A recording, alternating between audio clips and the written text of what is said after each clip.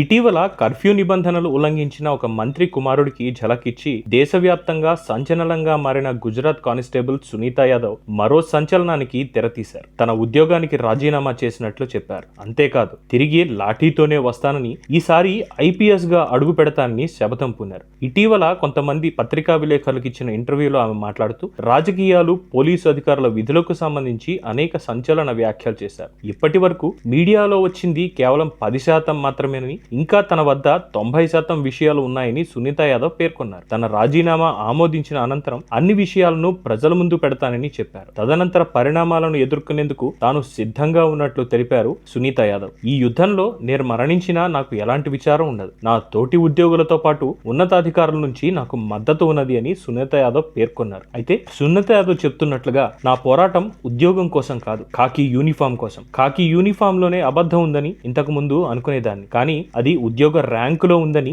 ఈ ఘటన నిరూపించింది. సరైన ర్యాంక్ లేకపోవడం వల్ల నన్ను ఇప్పుడు బబుల్ గమ్ లా నమిలేస్తున్నారు. అందుకే ఐపీఎస్ కు ప్రిపేర్ కావాలనుకుంటున్నాను. నాకు బెదిరింపులు వస్తున్నాయి. ఈ యుద్ధంలో మరణించినా నేను భయపడేది లేదు, నాకు విచారం లేదు అంటూ తాను సివిల్స్ కు ప్రిపేర్ అవుతున్నానని, ఐపీఎస్ గా ఎంపికై తిరిగి పోలీసు శాఖలోకి వస్తానని సునీత యాదవ్ ఎంతో ధైర్యంగా చెప్పారు. మంత్రి అనుచరుల నుంచి తనకు ముప్పు ఉందని, రక్షణ కల్పించాలని పోలీసు ఉన్నతాధికారులను కోరారు. నాకు ఫోన్లో కొన్ని బెదిరింపులు వచ్చాయి.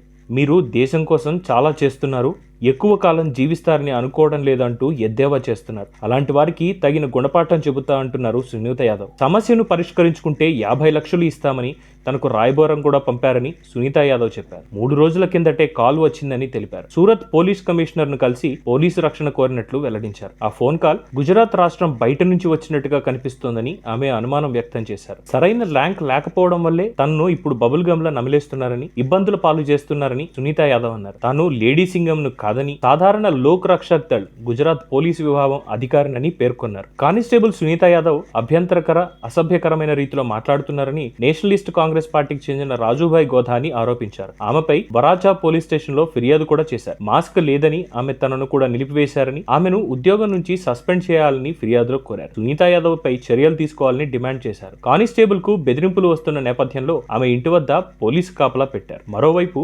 కానిస్టేబుల్ సునీత యాదవ్ కు దేశవ్యాప్తంగా మద్దతు లభిస్తోంది. ఆమె ధైర్యానికి సలాం చెబుతూ పలువురు ప్రశంసిస్తున్నారు. పోలీస్ అంటే ఇలాగే ఉండాలి అని కామెంట్లు చేస్తున్నారు. ఉత్తరప్రదేశ్ మాజీ ముఖ్యమంత్రి అఖిలేష్ యాదవ్ కూడా ఆమెకు మద్దతు ప్రకటించారు. డ్యూటీని నిక్కచ్చిగా చేస్తున్న ఆమెను గుజరాత్ ప్రభుత్వం సత్కరించాలంటూ ట్వీట్ చేశారు.